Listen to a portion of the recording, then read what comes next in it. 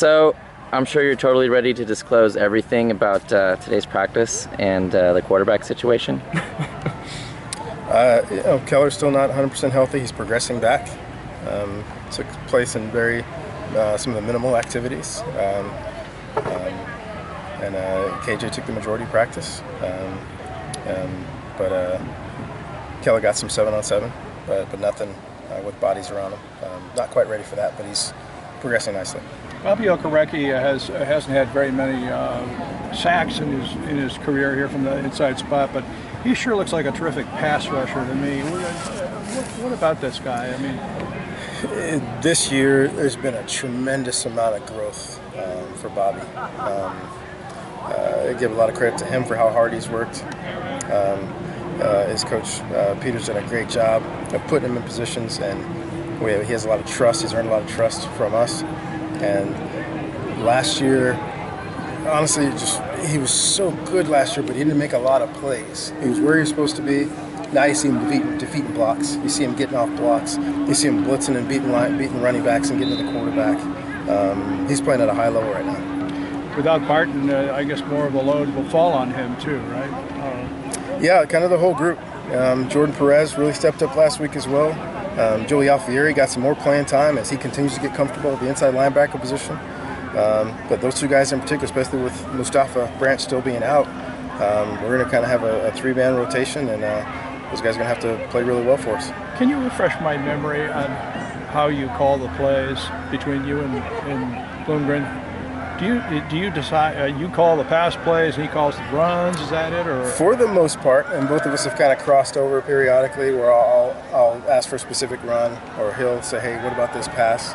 But for the most part, we divvy up the duties on game day. So, but you're the one who says, okay, it's going to be a pass? Yes. And then if it's a pass, then you make the call, and if you say it's a run, then generally he'll make the call? And generally, and a lot of times we'll talk about it the between series, and I'll have an idea of what he has coming up, and I may make a suggestion, but he does an outstanding job. So a lot of times I say, I'll just lean on him, whatever he wants to call, that's what we'll call. You don't have a lot of time. I was wondering what happens if you ever disagree. You win the call, obviously, but I mean, is there any kind of beefing going on? Never. Never. Never, okay. From our, and that's serious, from our first conversation over the phone over 7 years ago, we are pretty much simpatico on a lot of things. So I knew right off the bat we hit it off. We both have an NFL background and are very good with timing.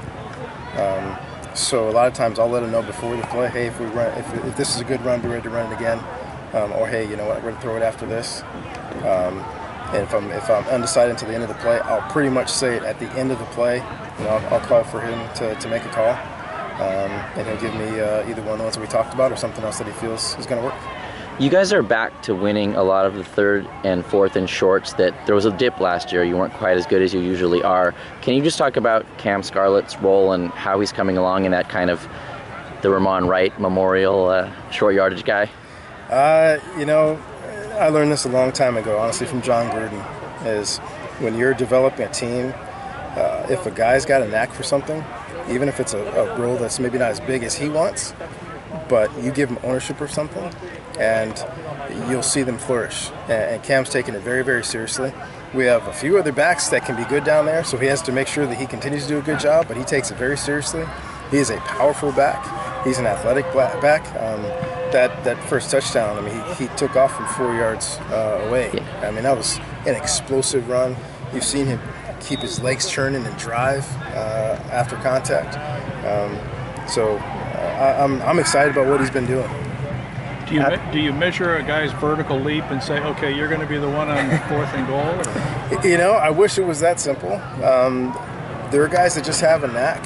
You know, from Ramon Wright to Jeremy Stewart, Stephon Taylor, Tyler Gaffney. Some of those guys have a great feel, and what they are is instant split-second decisions.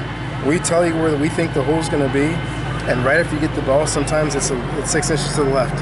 So you have to be able to slide.